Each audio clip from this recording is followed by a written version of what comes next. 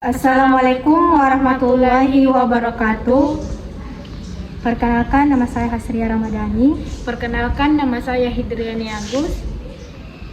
Kami akan memaparkan materi yang berjudul obat antiinflamasi dan antiinfeksi. Pertama, obat antiinflamasi. Obat antiinflamasi nonsteroid atau AINS. AINS menghambat prostaglandin, mempunyai efek analgesik dan antipiretik. Ketika memberikan AINS digunakan untuk mengatasi nyeri, biasanya dosis lebih tinggi. Obat ini lebih cocok untuk mengurangi pembekakan, nyeri, dan kekakuan sendi. Ada 7 kelompok AINS, yaitu salisilat, derivat asam poroklobenzoat, derivat pirazolon, derivat asam propionat, fenamat, oksikam, dan asam fenilasetat. AINS, salisilat, aspirin, dosis dewasa melalui oral 2,6 sampai 5,4 per hari dalam dosis terbagi. Anak melalui oral 90 sampai 130 mg per kilogram berat badan per hari dalam dosis terbagi. Pemakaian dan pertimbangan: membutuhkan dosis tinggi untuk inflamasi arteris reumatoid, dapat terjadi rasa tidak enak pada GI dan tukar. Kedua, asam paraklorobenzoat indometazid, dosis dewasa melalui oral 25 sampai 50 mg 3 sampai 4 kali sehari, tidak melebihi 200 mg per hari. Pemakaian dan pertimbangan: untuk arteritis berat dan sedang, dapat terjadi rasa tidak enak, GI, dan tukar. Yang ketiga, pirazolon fenibutazon, dewasa melalui oral 200 sampai 400 mg per hari dalam dosis terbagi, tidak melebihi 600 mg per hari. Pertimbangan dan pemakaian: untuk rheumatoid arthritis akut, obat yang kuat, efek samping dapat terjadi. Asam mefenamat, dosis dewasa melalui oral 250 mg 4 kali sehari. Untuk artritis akut dan kronis, diare merupakan masalah yang terjadi. Pemakaian dihentikan setelah 7 hari maksudnya. Yang terakhir, oksikam piroxicam, dosis dewasa oral 200 mg per hari. Pemakaian dan pertimbangan: untuk keadaan arteritis waktu paru panjang, efektif dalam 2 minggu. Selanjutnya, asam fenilasetat dan diklofenat, dosis dewasa melalui oral 25 sampai 500 mg 3 kali sehari atau 70 mg 2 kali sehari, tidak melebihi 200 mg per hari. Pemakaian dan pertimbangan: terjadi rasa tidak enak pada GI untuk artritis reumatoid, osteoartritis, dan spondilitis. Asam propionat dan ibuprofen, dosis dewasa oral 200 sampai 800 mg 3 sampai 4 kali sehari, tidak melebihi 3 sampai 2 gram per hari. Pemakaian dan pertimbangan: untuk artritis, efek sama dengan aspirin, dapat memperpanjang waktu pendarahan, dapat terjadi rasa tidak enak pada GI. Berikutnya, obat-obat anti-gout. Gout merupakan inflamasi yang menyerang sendi, tendon, jaringan lain. Tempat yang paling sering terjadi pada sendi pada ibu jari. Gout ditandai dengan efek metabolisme purin sehingga terjadi peningkatan asam urat. Obat antiinflamasi gout, colchicine, dosis dewasa melalui 0,6 sampai 2 mg per hari. Pemakaian dan pertimbangan: hindari pemberian pada klien gangguan asam lambung, ginjal, berikan obat bersama dengan makanan. Penghambat biosintesis, allopurinol. Dosis dewasa 200 sampai 300 mg per hari. Untuk gout ringan 400 sampai 600 mg per hari untuk gout berat. Pemakaian dan pertimbangan: pertahankan agar urin bersifat basah, tambahkan intake cairan, bekerja untuk mencegah sintesa asam urat. Berikutnya mengenai obat anti-infeksi akan dijelaskan oleh teman saya. Saya persilahkan Hasria Ramadhani. Baik, obat anti-infeksi. Yang pertama, antibiotika. Antibiotika ialah zat yang dihasilkan oleh mikroba, terutama fungi, yang dapat menghambat pertumbuhan atau membasmi jenis mikroba lain. Antibiotika dalam bahasa Latin, anti artinya lawan dan bios artinya hidup. Antibiotika adalah zat-zat kimia yang dihasilkan atau menghambat pertumbuhan banyak bakteri dan beberapa virus besar. Sedangkan toksisitasnya bagi manusia relatif kecil. Obat bakteriostatik menghambat pertumbuhan bakteri, sedangkan obat bakterisid membunuh bakteri. 2. Pembuatan antibiotika. Pembuatan antibiotika lazimnya dilakukan dengan jalan mikrobiologi, di mana mikroorganisme dibiarkan dalam tangki-tangki besar dengan zat-zat gizi khusus. Ke dalam cairan pembiakan disalurkan oksigen atau udara steril guna mempercepat pertumbuhan jamur, sehingga produksi antibiotiknya dipertinggi setelah diisolasi dari cairan kultur. Antibiotika dimurnikan dan ditetapkan aktivitasnya. Beberapa antibiotika tidak dibuat lagi dengan jalan biosintesis ini, melainkan secara kimiawi, antara lain chloramphenicol.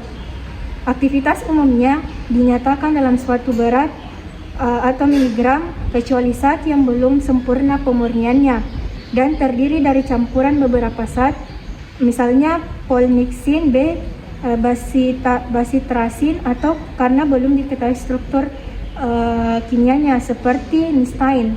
Yang ketiga, mekanisme kerja dan reaksi merugikan.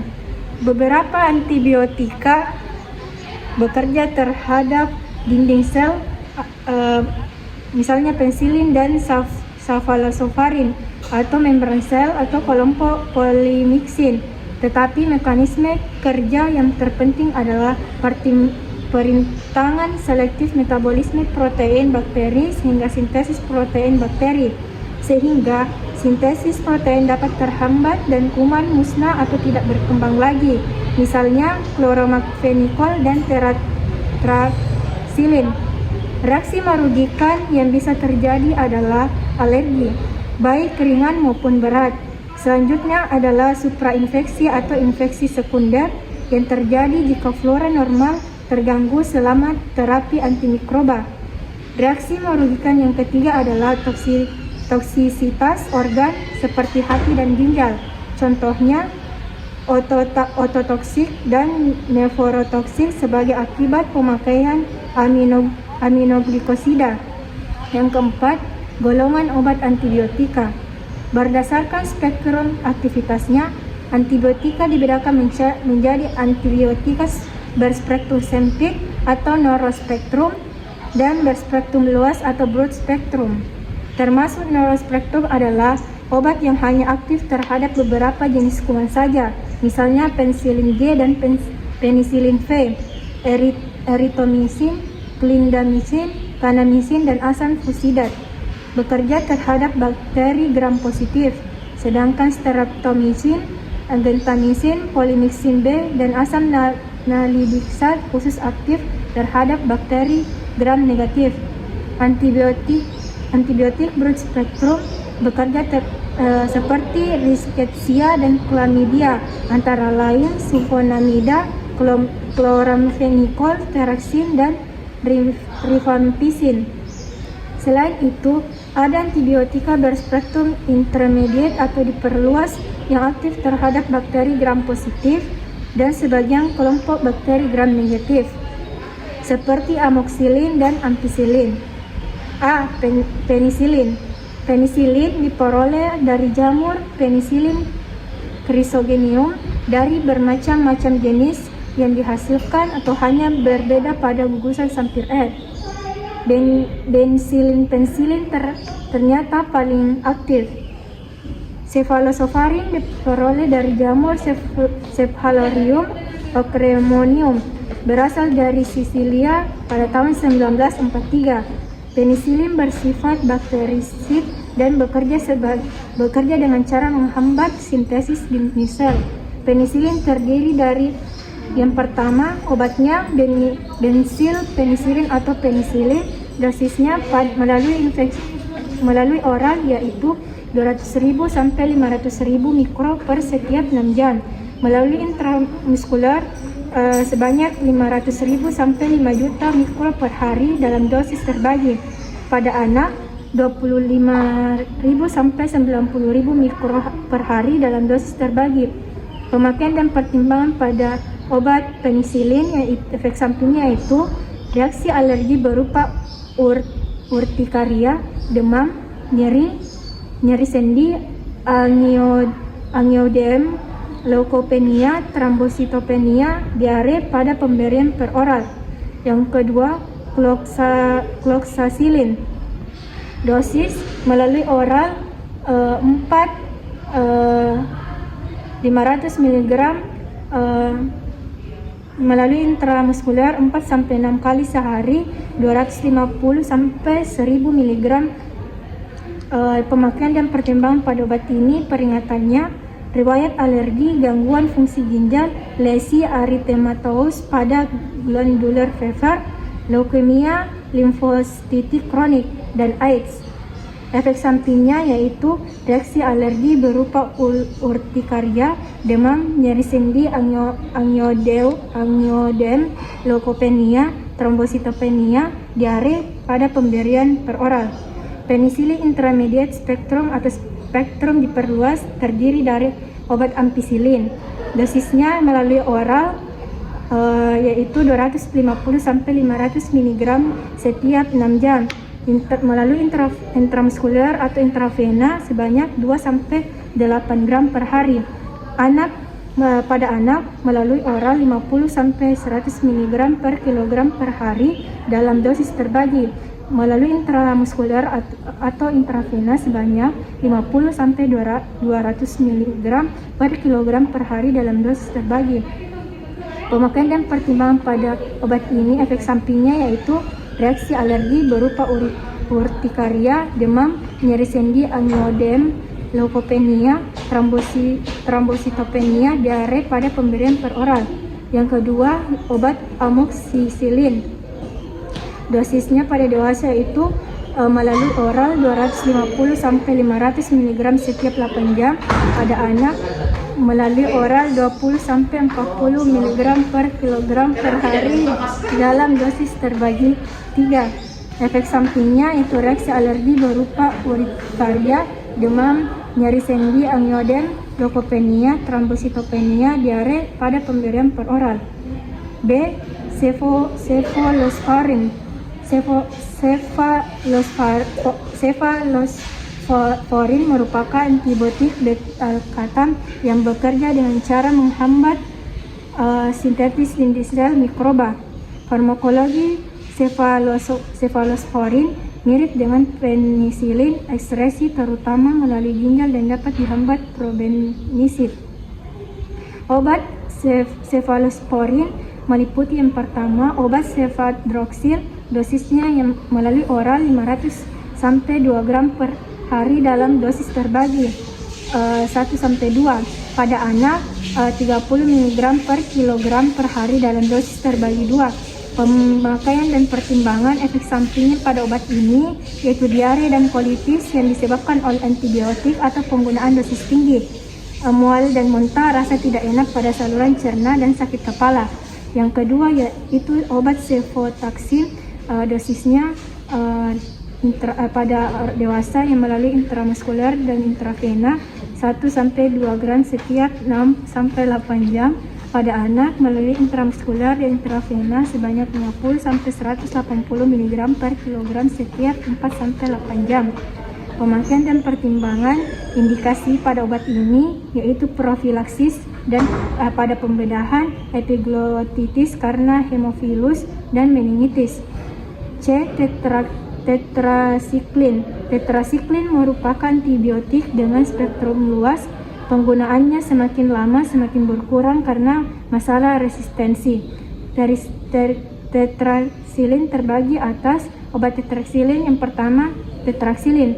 Dosis pada dewasa yang melalui oral 250-500 mg setiap 6 jam atau 1-2 gram dalam dosis terbagi 2-4. Melalui intravena 250-500 mg per hari atau 1-2 gram dalam dosis terbagi 2. Pada anak di atas 8 tahun oral melalui oral 25-50 mg per kilogram per hari, mikro 1-2 gram dalam dosis terbagi 4. Melalui intravena 10-20 mg per kilogram per hari, mikro 1-2 gram dalam dosis terbagi 2. Pemakaian dan pertimbangan pada obat ini yaitu sebaiknya tetrasiklin tidak diberikan pada kehamilan 5 bulan terakhir sampai anak berusia 8 tahun karena menyebabkan perubahan warna gigi menjadi kecoklatan dan terganggunya pertumbuhan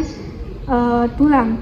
Penggunaan tetrasilin pada penderita dengan gangguan fungsi ginjal dapat menimbulkan efek kumulasi.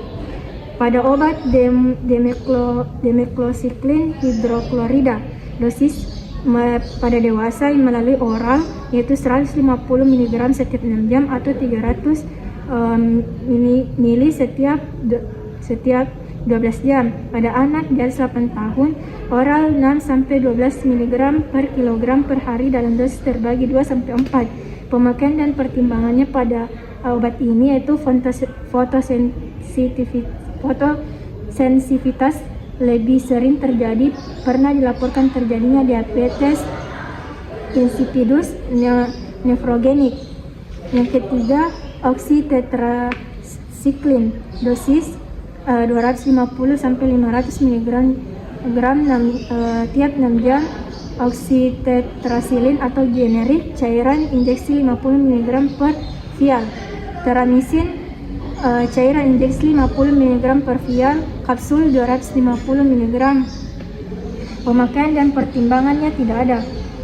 D.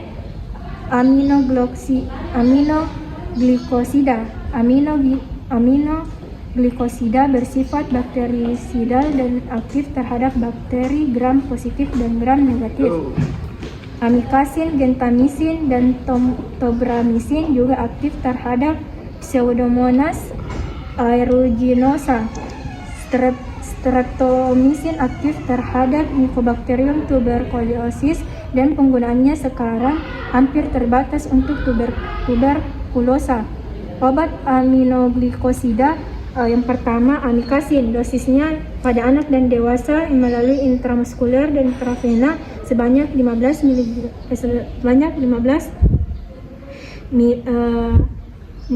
per kilogram per hari 15 mg per kilogram per hari dalam dosis terbagi 2-3, tidak melebihi 1,5 gram BBL.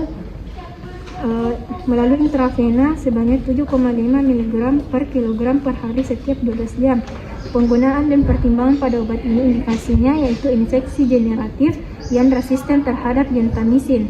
Yang kedua, gentamisin, dosisnya yaitu melalui injeksi intramuskuler intravena lambat atau infus sebanyak 2-5 mg per kilogram per hari dalam dosis terbagi tiap 8 jam.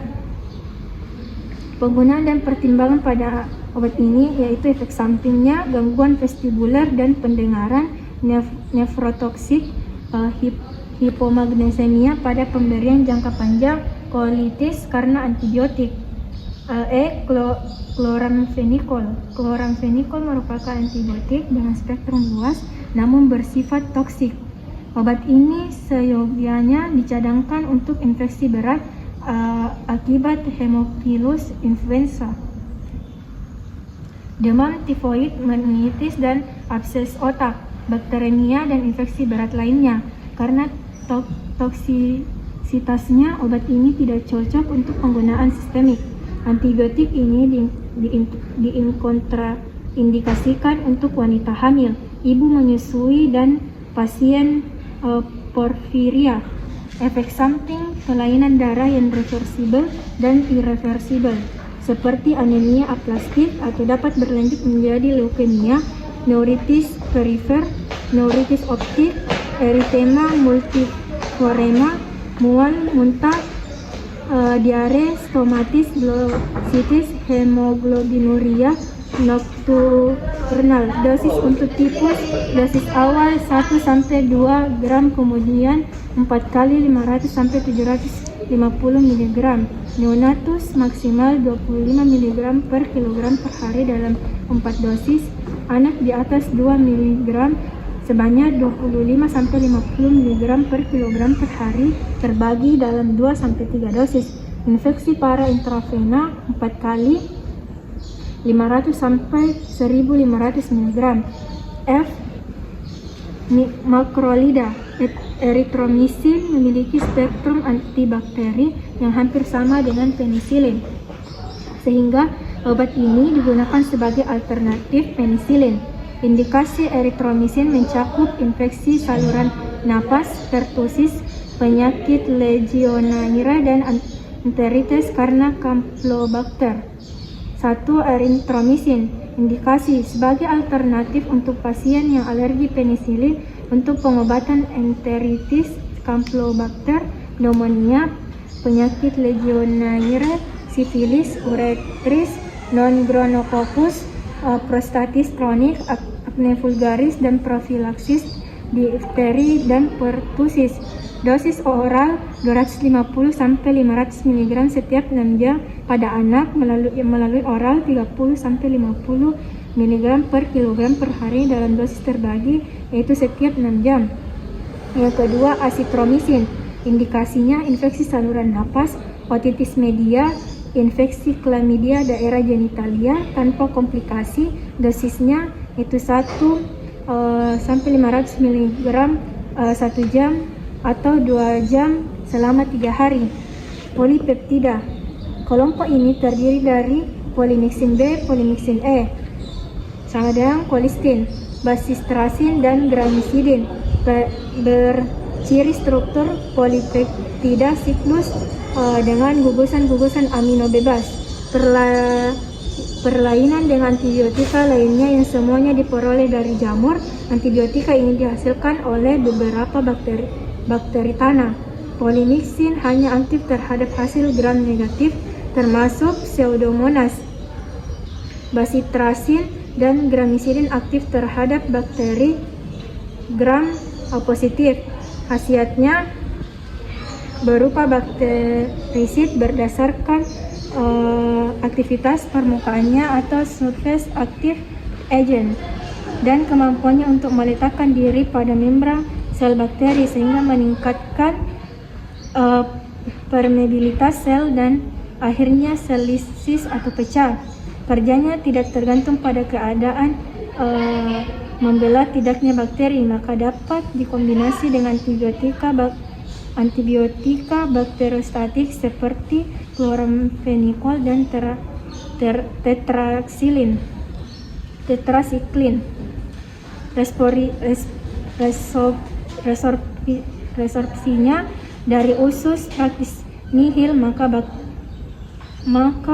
hanya digunakan secara parenteral atau oral untuk bekerja lokal di dalam usus. Distribusi obat setelah injeksi tidak merata. Ekskresinya lewat ginjal. Antibiotika ini sangat toksis bagi ginjal.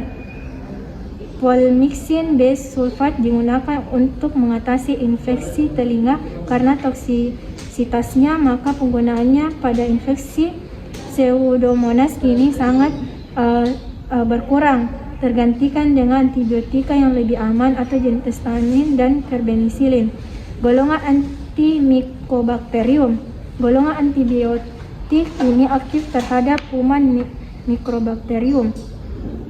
Termasuk di sini adalah obat-obat antituberkulosis seperti isoniazid atau INH, rifampicin, etambutol, pirasinamid, dan obat lepra seperti Dapsone. Sekian dari saya.